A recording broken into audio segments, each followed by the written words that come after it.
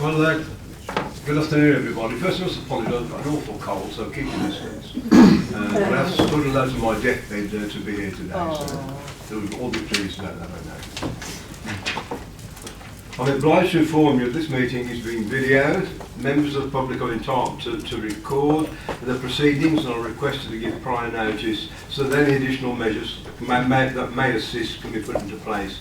Any member of the public who has no any concern should raise them now. Okay, thank you.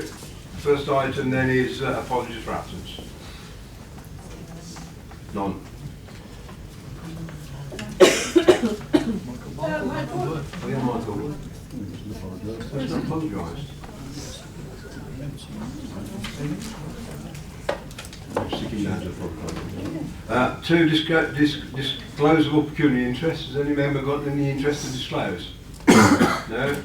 Thank you. Minutes of our last meeting, can I sign them as a true record of what transpired? Somebody move? Second. Seconded? All in favour? Please check. Thank you. Confirmed. Public question time, we have none.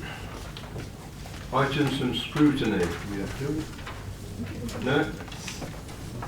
So we come on to item 6, and that's the Shropshire Council Adult Social Care local accounts to 2015-2016. I think Councillor Lee Chapman is going to lead on this. Yes, thank you, Leader. The paper is before you. The value of this particular document from an organisational point of view, and also the partners that we work with, is because it's an opportunity for us to look back at the previous year, the activity that we've been involved with, to reflect on how our priorities for the previous year have been achieved, and also to look forward and to establish what our priorities and the areas that we're going to concentrate on for subsequent periods. I'd like to start by paying tribute to the members of the Making It Real board, who genuinely, without their input and without their editorial lead, the document wouldn't be the half of what it is before you. To that extent, there's a couple of things I would need to mention. Firstly, we bring it here to Cabinet to be noted, and in that respect I'd be asking members to a slight amendment to the recommendation, in that the document is not for approval of Cabinet but for noting. And in that respect you'll notice that it is highlighted as draft at this point as a document. The main reason for that is there's a couple of editorial areas that we will need to sharpen up on, minor things, but they just want tidying up. And in addition to that, we've made a commitment that we'll take the paper to our own scrutiny committee, so we give them the opportunity to work through it and to look at it with us.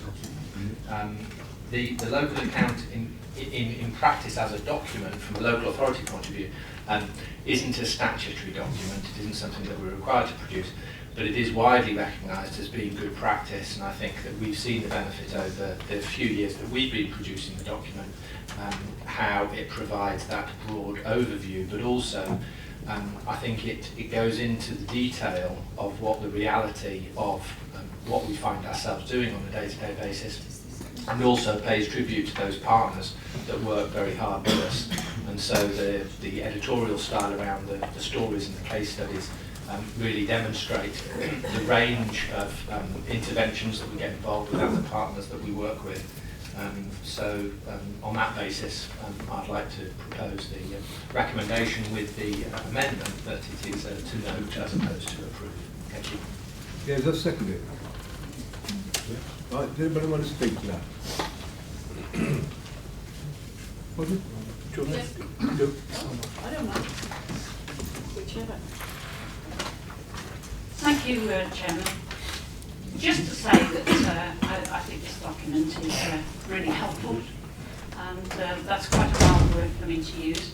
I think we made a really good start to bring in the different disciplines which look at the adult social care, and there are many strands to it. And I think we're doing a really good job of bringing them all together. For me, one of the board that you talk about, I have one of my flock which is involved in it, and she's very forthright in her comments that she may make, shall we put it like that. So I'm quite used to what Katie says. The brokerage initiative in particular, I think that's going to be really helpful. I know we haven't had it going very long, so I like to see a longer period of time before you can say, but to me that clarifies in many ways all the different providers we've got and tries to minimise for them the distance of travel, because there was an enormous amount of time and money wasted on people crisscrossing across the county to provide services. I think one of my concerns at the moment, and this is because Worcestershire and Herefordshire are consulting with their changes to their acute sector and whether there's going to be any ripple effects from us. We've never had a good system of cross-border information where, sadly, my GP surgery in Clitheroe Mortimer prefers to send their people into Worcestershire. So they'll have an acute session in Worcestershire, then they'll come back into Shropshire needing their community care. And we've never, ever managed to get a nice, smooth ride there. Don't ask me why, because Richard Taylor and I were looking at this when he was an MP, and we couldn't get it right there. Well, there was a denial, actually, in Worcestershire that there was anything wrong, so we weren't going to make any difference there. So I'm just saying that as we've got Worcestershire for me, and Herefordshire as we go Bishopscastle way, that we need to watch that quite carefully. I really, sorry, excuse me, I too seem to have caught something which hopefully won't be too bad. What I know we need is a decision about the future fit, and I was pleased, that's about not a very good adjective, but I can't think of another one, to hear the Minister lay out how we were going to get past this impasse. We've got a lot of huffing and puffing going on with various directions, but I think it's important that we, for adult social care, continue to carry on the work that we have done, because we do not need to wait for a decision and consultation from Future Fit. What we need to do is to look at what's happening now, what our people need, and we can go on doing that with no problems whatsoever. Thank you, Chairman. Thank you, Madge. I think Roger was next, and Karen. Thank you, Chairman. Glad to hear it's going to scrutiny, and some of the comments I was going to make I'll leave for the scrutiny, because that may be a better avenue to do it. But what I wanted to ask questions about was on page 22 of the report, and it's regarding safeguarding of adults. I see in the June to August there were 172 referrals per month, and 82 were taken to the formal stage of doing it. How is that number of referrals being done? Who is making the referrals? And it says in the report that 52% were signposted elsewhere. Where are we signposting them? To other organisations, I would hope. Is there any feedback on how the person concerned is being dealt with by the people that we refer them onto? So it's that safeguarding which I think maybe Cabinet and the wider agenda need to understand. The rest of it to be done in the scrutiny. But the safeguarding of adults, I think, is an important area in this report. Thank you, Chair. Thank you, Roger. Do you want to deal with that? Yes, so I wasn't sure when you wanted me to respond. Madge, thank you for your feedback. It's really interesting what you say about other neighbouring areas and other local authority areas. We're in advanced discussions with Telford, the local authority, for them to come on board on our brokerage. From our point of view, we don't see any barriers to other local authorities looking at that and working with them on it. So I think there's some opportunities there. Health isn't my portfolio, but I think discussions that we continue to have on an almost daily basis around the challenges that we face around hospital reconfiguration and the work in neighbourhoods supporting people.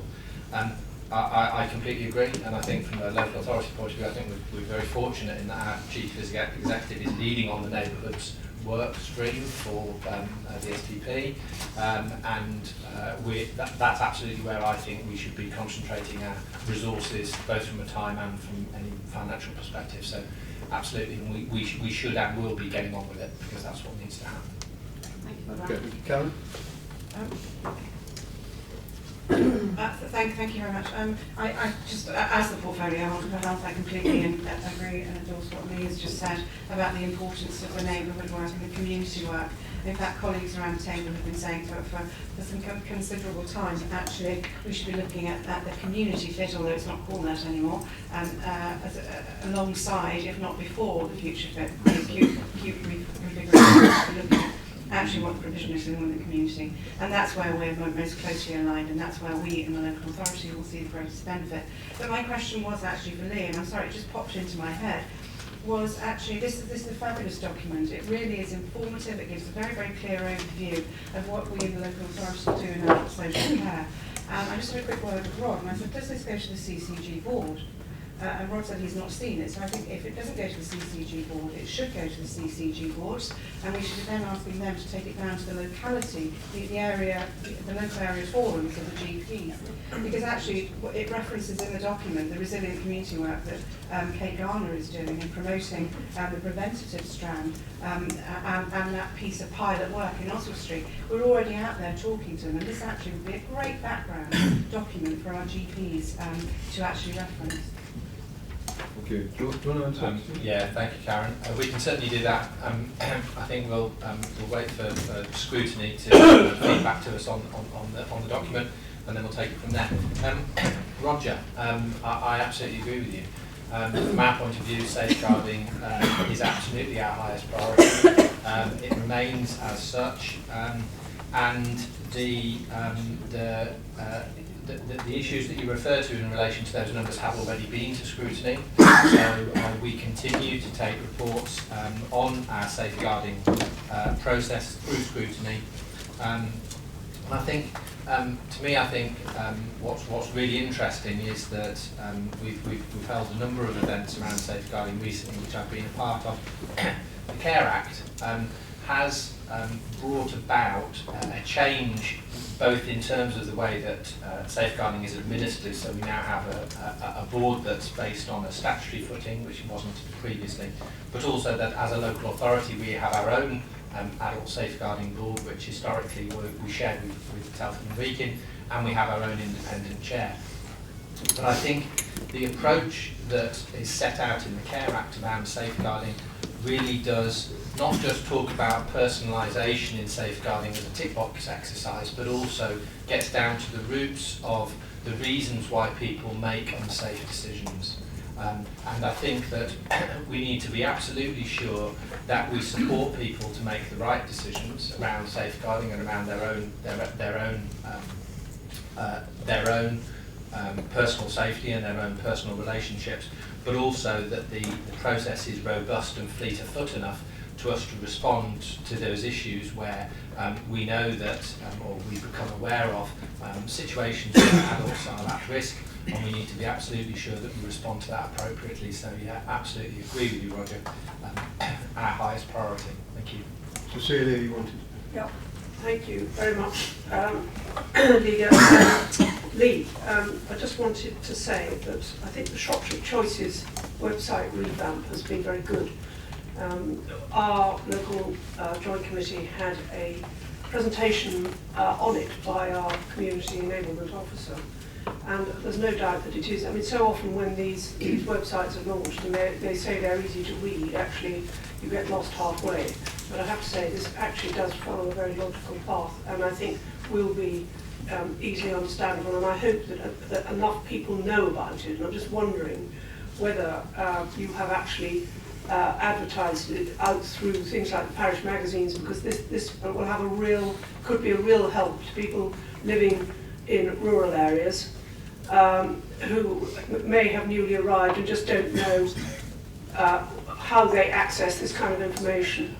So I'm just wondering, I just wanted to put that thought into your mind, that it might be a good idea to do that. Yeah, thank you, Celia. We'll certainly take that away and discuss that with the who are absolutely working on making sure that we spread the message wide enough. but specifically in relation to the look and feel of that Shropshire Choices website, it is worth saying that that was also down to the Making It Real board members, because at an early stage of the development of that, we put it in front of what I would consider to be regular people, so not officers of the council, not comm specialists, but regular people, and said, what do you think this looks like? And as a result, that look and feel has been modified considerably. We will be producing postcards again this year, which we did last year, with the idea that that will both act as a physical reminder, but also will link to both the local account and to Shropshire Choices to promote those. But taking your points on board, thank you. Thank you. There's nobody else indicated to speak, so being moved and second, all those in favour of the amended recommendation to note. Anybody against? Right, that's carried, thank you. Next item of business, item 7, consultation issues, a strategic option for the Shropshire local plan, and Mark Price is leading on this. Thank you, Leader. Just to set the tone, I just want to read a little paragraph. Most members in the room, I think officers, will receive on a regular basis the LGRU notes that things that are going on that we should be aware of. And just happened one that comes through at the weekend, which I think is so relevant today, it's worth reading out. It says, DCLG figures suggest legal vulnerabilities within the current set of submitted local plans, according to the Sunday Times. And research by property firm Savills shows that 33% of councils have a 5-year land supply. 33%. The loophole which allows developers could exploit. John Rose, chair of the Government Expert Group on Local Plans, has urged councils to proceed with haste with their local plans in order to maintain control rather than be at the mercy of the individual applications. How true that is, and that's where we were probably 18 months ago, in a place I would not want to return to. So I think that just sets the tone. I do need to go through a few things, Leader, about what we're doing. Firstly, clearly, the Shropshire local plan is the blueprint for future development in Shropshire, and that plan provides a starting point for our planning decisions. The current local plan comprises the core strategy, site allocations, which we all know as SAMDEV, and the adopted neighbourhood form of neighbourhood plans. That's the difference this time round. We didn't have neighbourhood plans, this time we do. We have Shifnal and a couple of others coming online, so they're part of this process. It's also worth noting, when we talk about core strategies and SAMDEVs, we're only one of 20% councils in the country that have got that. It's extraordinary, isn't it, really, that so many aren't in the same place. The existing documents set out the policies and identify sites to guide future developments and set until 2026. But as part of the process that we did last year with 2015 with the inspector, it was agreed that we do an early review. And the reason for that is local planning authorities are required by government to keep the local plan up to date. Shropshire Council therefore agreed to carry out a partial review of the current local plan to reflect changes in national policy and to increase the certainty extending the plan until 2036. The product of the review, guess what? The product of the review will be a single local plan. For those who've been around long enough, we'll have dealt with local plans before rather than all the fancy names we've had in recent years. So we'll be back to, rather than a SAMDEV core strategy, we'll be back to a local plan, which I find quite refreshing and something we understand.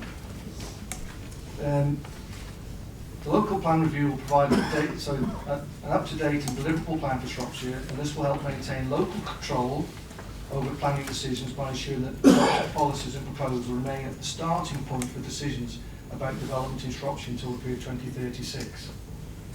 Not forgetting that in this process, the first port of call is our neighbourhood plans, neighbourhood lights, and also our parish plans. That's what we like to go. But clearly they all have to conform with our plans and national policy as well. So today, all I'm asking is for Cabinet to agree that we publish the consultation document, set of the key and strategic options to guide the scope of the review. You will see that it talks roughly about housing numbers, and I think to make it understandable, we have to sort of reset the clock, because the figures are very similar. 2006 and 2026, we said we could over 27,500 properties.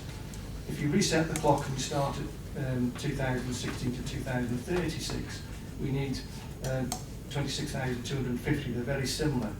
But the point is we already have 14,400 of those in the bank. So we're looking for an extra between 11 and 13,000. You'll see within the paper we put options out for those three. So we're not telling you people what we're doing and saying, these are what we consider to be the right proposals, have we got it right? So that's the first part, the numbers. The second part is, where does that development go? Clearly Shrewsbury is the key centre, as the main town will be the on primary focus will offer that development. Our market town centres will be the next one. And probably more important is the third one, for me, is the rural. We look back at our original figures through the local plan working group, and it was intriguing actually to see that what we predicted to what we've got is within 1 or 2% accuracy. So that's come out very well. But is that where we want to be in the future, or do we want to alter those figures? I'm not going to tell you which one it is. There's options on the table. It says that we can keep them as they are, we could give more to rural, or we could give less. And I think, I've heard arguments on both sides, particularly from Heather Kidd. I think she makes a very good point that we need to see more growth in some of the rural areas for sustainability and for our schools as necessary. So I think that's where we're at. Interesting bit about consultation. Last time you'll recall we did the plan, or the full plan, we did hundreds of meetings around the county. We can't do that this time. It's just not feasible with the numbers of people we've got. But the document will go out to all those people on the list, and there are currently over 4,000 organisations and individuals have already registered for that, so it will go there, and hopefully they will give us their responses. We would prefer the responses to be electronic, but that doesn't mean if you download the form and you submit it, well, clearly we're still going to look at it. We have made some minor amendments already, and firstly the local plan working group that looked at this the other week made some very sensible alterations, and Roger was one of those, asked for some alterations. They've been done, Brian Williams was another, and there were several other members also. But I do want to point out a couple of other adjustments, if I may, Leader. 3.4 of the report, I think it is, has actually can be deleted. I'll just double check I've got that right. Sorry, 3.4 of the cabinet report. Yeah, line 3.4 of the cabinet report can be crossed out as that's no longer required. It's already in the document, so we're repeating ourselves there. We can take that out. And on 5.3, where it makes reference to university, it should be university centre. So those are minor adjustments, and clearly there will be any minor adjustments after today. So, I move the proposal to put this out for consultation. Happy to take any questions and take from there. Okay, firstly, that's seconded. That's seconded. Now, I had an earlier request from David Turner, if he could say a few words, and I would agree to that.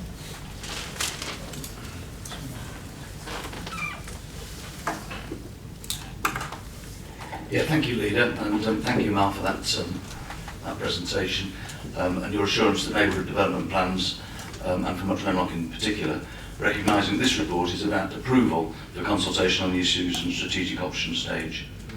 I suggest that the document and the local plan review ought to recognise that the options which it is presenting are now having to be made in the context of the existence of legally made neighbourhood plans, which have not been a factor in previous strategic planning exercises.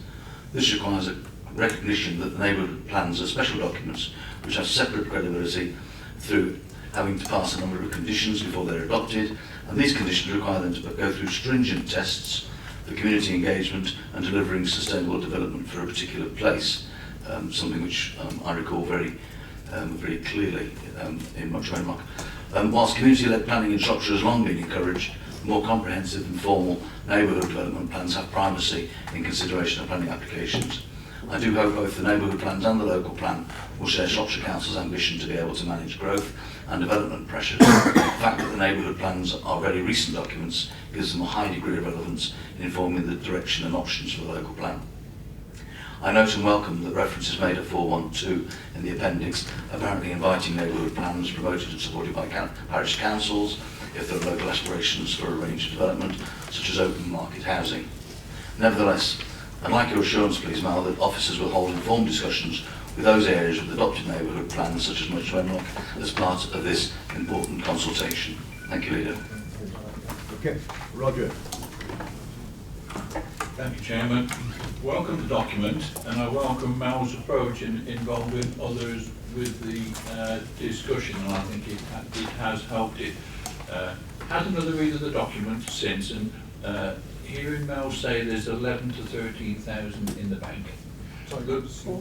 15,000, sorry, go on. Yeah, but looking at the options with the different percentages there, especially for the rural areas, the way I work it out is that A, with 35%, shows 9,200 in rough figures in the rural areas. Option B gives 6,800 in rural areas. Option C would give 8,600 in rural areas. Looking at percentages of the total number in those areas.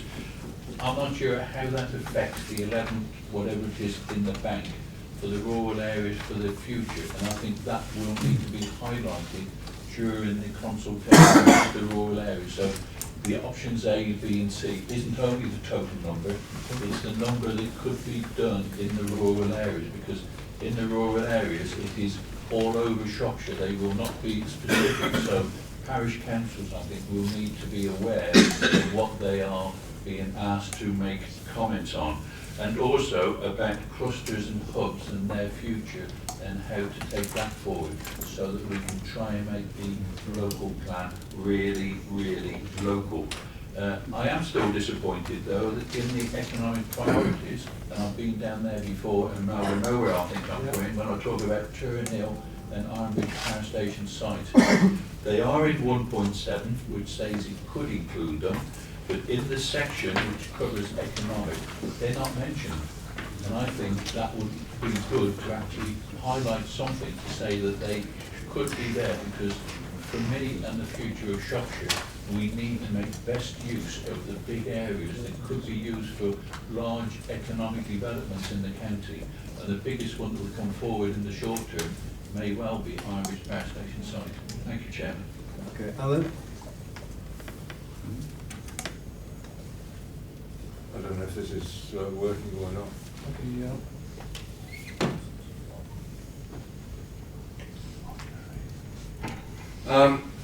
Yeah, Mel mentioned the amendment to Shrewsbury Centre rather than the university, and it's about that I wanted to ask a question, because we have on numerous occasions talked about studentification and the work that needs to be done as a background in the establishment of some policies regarding A4 diesel and housing multiple occupation.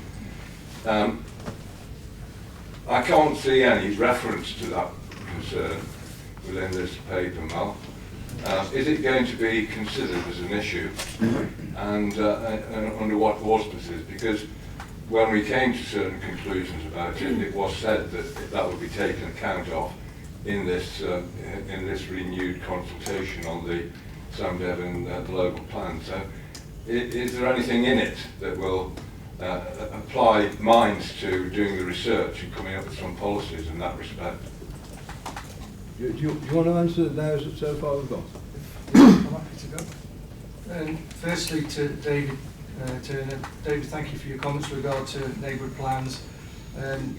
Yes, clearly the neighbourhood plans, as I said, are separate from the original plan that we did. They're new this time round.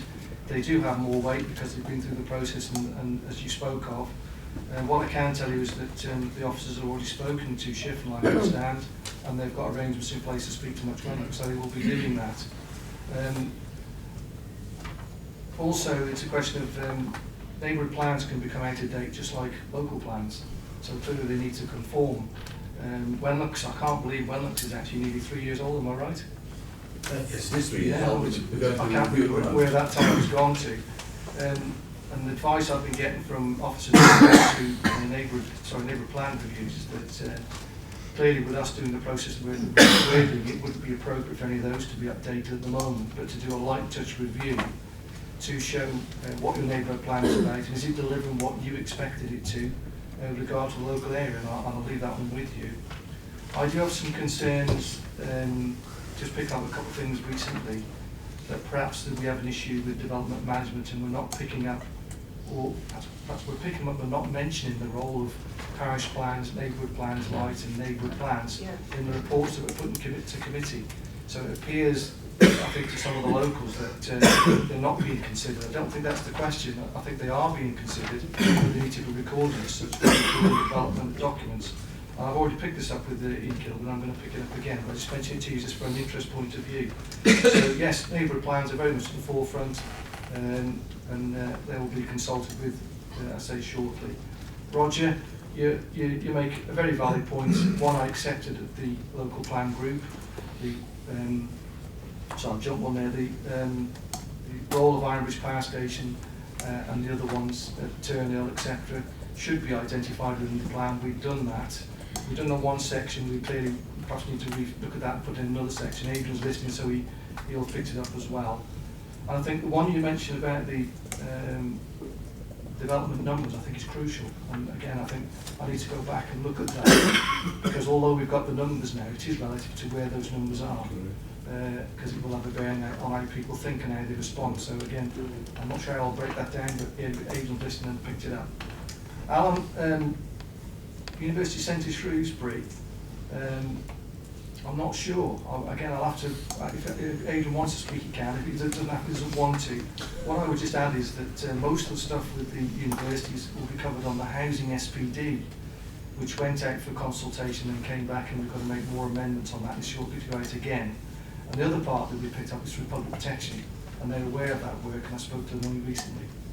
But if Adrian wants to touch on that, if it's necessary to touch it with regard to Stockman, I'd be happy to ask him to speak, leader. Do you want Adrian to answer that? Thank you, Mal. Thank you. Can people hear me if I speak from here? Okay. Just to make a point, yes, it is an issue which we're very well aware of, and the plan will pick up implications from University Centre at Shrewsbury. It is a product which will affect, for example, the different way in which population growth will affect the numbers required in the plan. The point perhaps to make is that at this stage, we're at a very early stage of this process. It's very high level stuff that's in this consultation document that we've been asked to agree. We haven't perhaps quite got to that level of detail yet, but it will certainly be a feature in the next round of consultation and in the detail work that we do over the rest of this year. Thank you. Okay. Madge? I thought you'd already got me, Chairman. Just briefly, just to say that I agree with what Roger said about rural housing. For us, in the very scattered rural areas, it's really important that we can get these small sites of 4s, 6s, 8s, etc. Sad about ministers' statements and all the rest of it, which is always a pain in the butt, and it's certainly been a disincentive to people coming forward with land. But we are where we are with that, aren't we? I'm a bit concerned about the results of some of the appeals that have gone through, when we have refused on very firm basis, and an inspector can turn that round, and we are going to have to live with the consequences of some of that, which I find quite difficult. But I'm well in favour of exception sites for local people. And everyone that comes my way, I will do my very best to push it through, because I want to rebalance what's out in the rural areas. We're getting well out of kilter with all the old ones, like me, and not enough of the young ones. So I want to rebalance that, Chair. Thank you. Cecilia? Mal, first of all, I must apologise for not being able to get to your last local plan meeting, because I could probably have cleared this up. But I didn't mention it to you earlier, is that I do think that the rural parishes in particular need clarity about the weight of parish plans, insofar as we encourage them all to produce parish plans. It was a case of blood, sweat and tears all round, and some of them it took a long time to get them to do so. If it transpires that the parish plan is going to lose weight, as it were, or not carry sufficient weight for them to be able to withstand unwanted development, which is outside what is contained in that parish plans, I think that is going to cause quite a lot of angst. And we know that there are still a lot of speculative developers out there, not just necessarily large-scale developers. There are some smaller-scale ones who just want to grab a plot and put up some housing, you know, if they think they can make a quick turn on it. And I think that the parish plans need to be sufficiently robust to be able to withstand that. But it's going to be hard if the neighbourhood plan is obviously superseding or taking from, as it were, the weight of the parish plan. So Can I just kind of leave that with you, because I think this is something which is going to be raised by the rural areas, and I think they will need some assurance about that. Okay, Stuart? Yeah, just briefly, Mel, you alluded to the fact that, with reference to the neighbourhood plans, that officers were going to be addressing Shifnal Town Council. They have done it, have they? And also Much Wenlock. Because I mean, our neighbourhood plan is very new, very new indeed. And I think it's important that when an application is being comes to the committee, that a member from that particular council is there to be able to put forward that the fact there is a neighbourhood plan there to actually strengthen what's going there in front of the committees anyway. And I think that probably would be a good thing for the officers to stress on the individual councils who've got the neighbourhood plan. Okay, do you want to clear those? If I just come back on 2 or 3, if Aidan wants to add, he can. Madge, I totally agree with regard to the rural housing and the exception sites. I've been a promoter of those for 20 years and long, they continue as far as I'm concerned.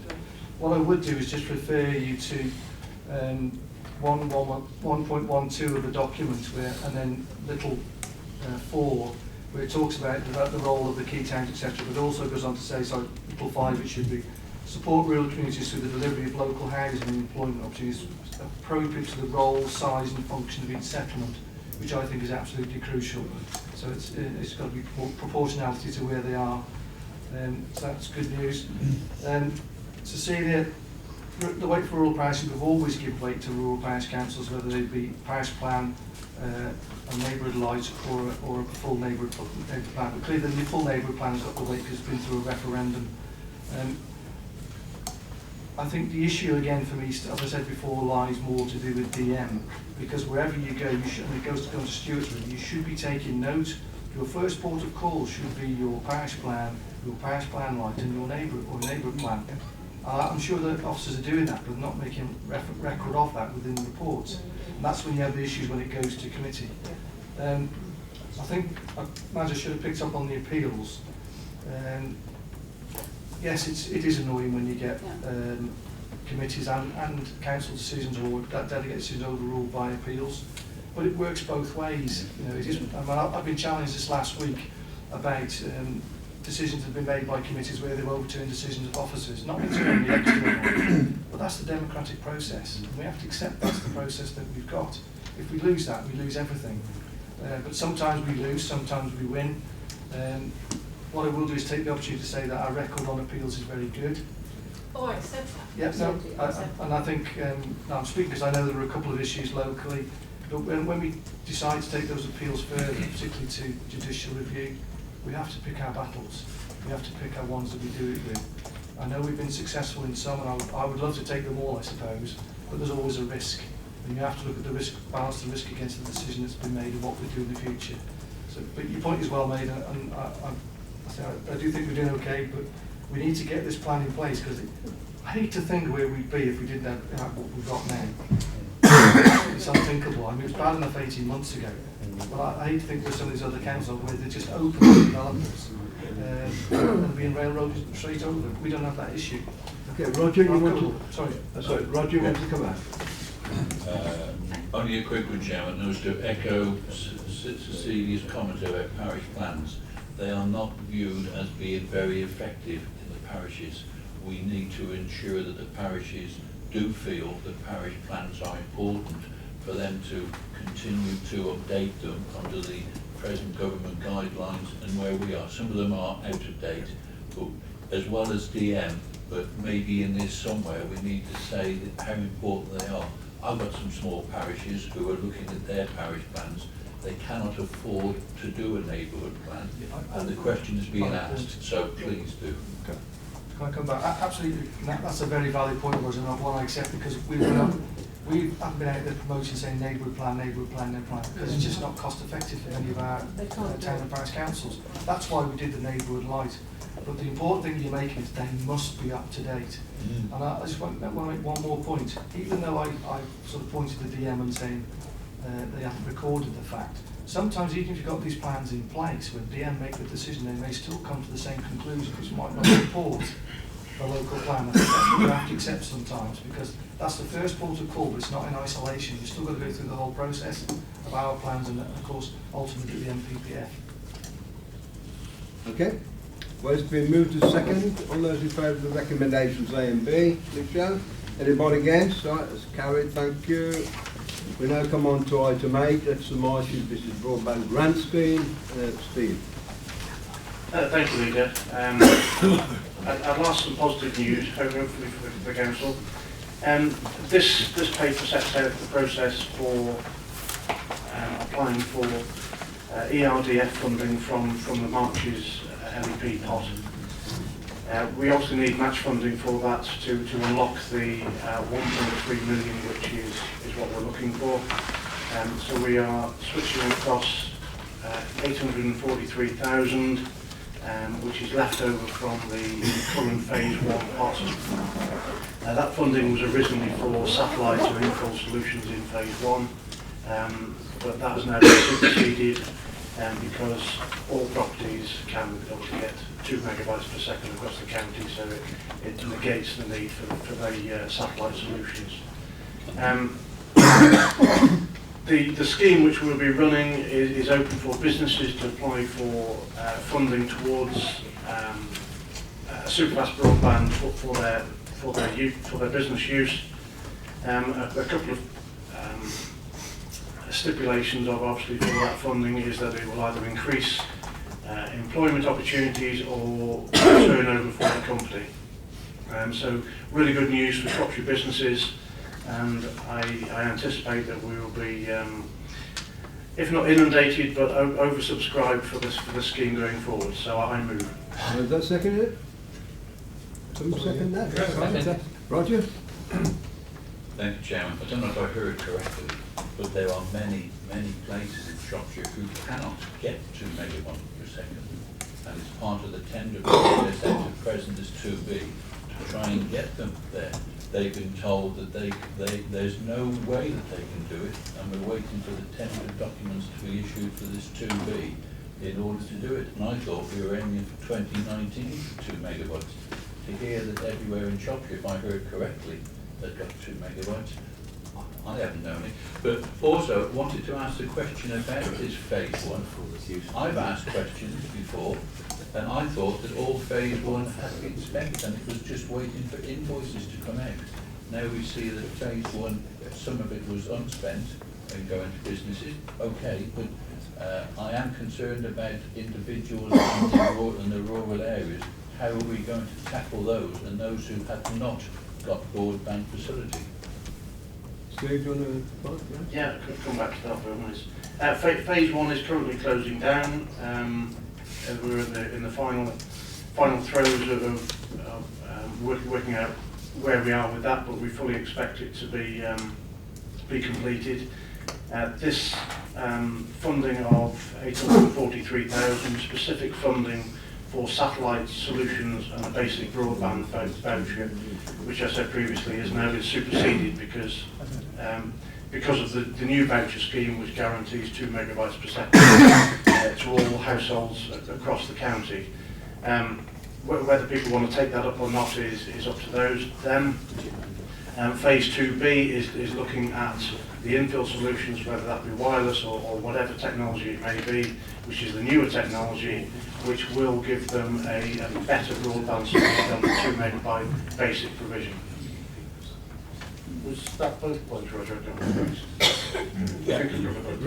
Roger, if it helps, see, these are 2 separate real pots. This is one pot which is going to allow businesses to buy into the broadband, because the wider issues you refer to is a separate pot of money. And you know we've got a council has an ambition, administration's got an ambition to see fast broadband across Shropshire as far as we possibly can. We all know the technical difficulties, and we all know perhaps in the past some cherry picking was done. We're going to make sure that they don't. So it is 2 separate pots of money.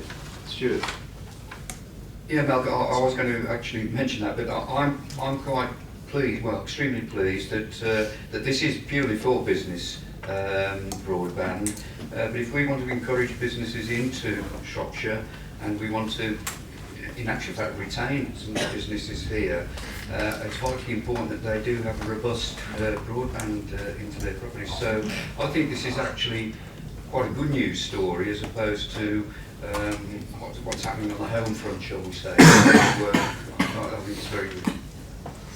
I think the figure, Roger, is we got 5 million in the other pot, which to do what we can to make sure that the broadbands across Shropshire. We think that's great importance. You know, we've got a new industrial strategy we're working on, and part of that strategy involves developing businesses that are already there, because they will need the broadband to do that. So I can assure you this administration is very serious about getting what broadband we possibly can throughout Shropshire. Okay. Nobody else? Can we move the recommendation then? It's been moved. Second. All those in favour? Right, it's carried. Thank you.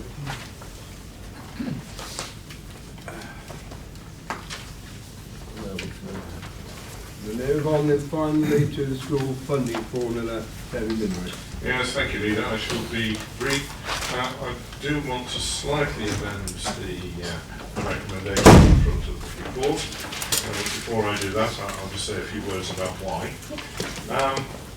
What normally happens is, I'm sure members are aware that the Schools Forum, which is a representative body, discusses and agrees the funding formula for schools for the following year. And that meeting took place back in September, and there was an agreement reached, and under normal circumstances that's what we would be looking at today.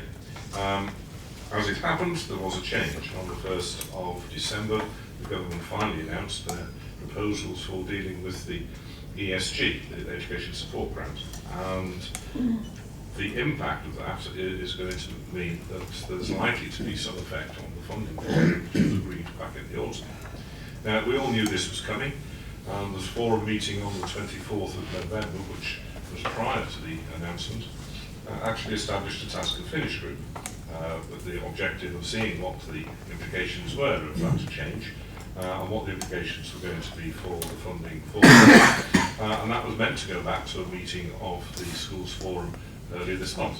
Unfortunately, when it got there, some of the anticipated attendees were not there, and some sectors were not represented, and those who were there, whilst they were happy with the proposals, didn't feel that they could vote on behalf of the colleagues who were not there.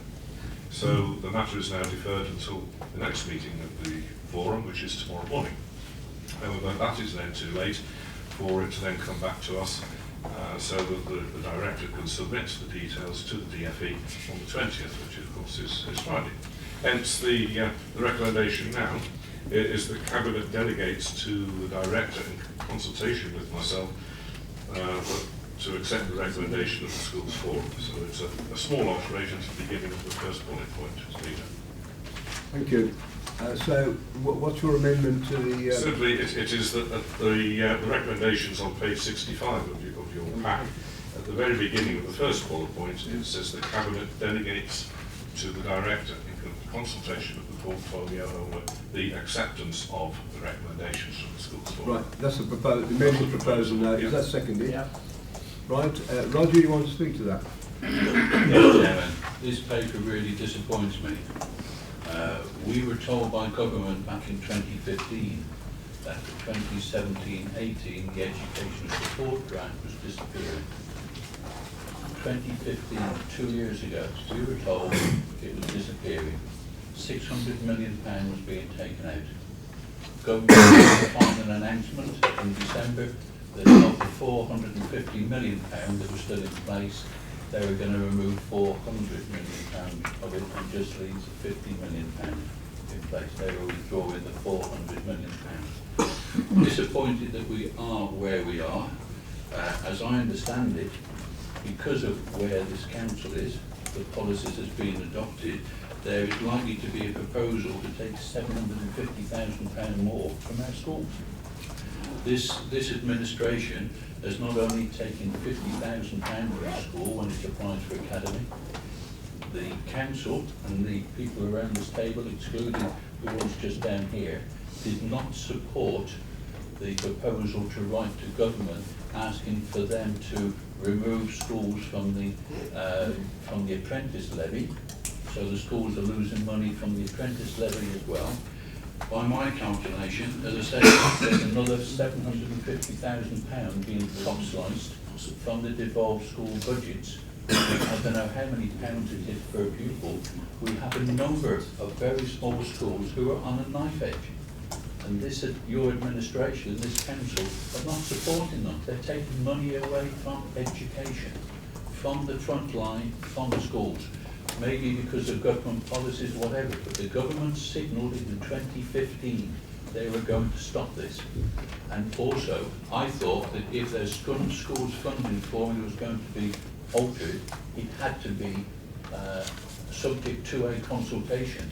And I see there is now a consultation at the Lord Hill later in February with the schools, asking them their views on this withdrawal of funding from their expected budgets for next year.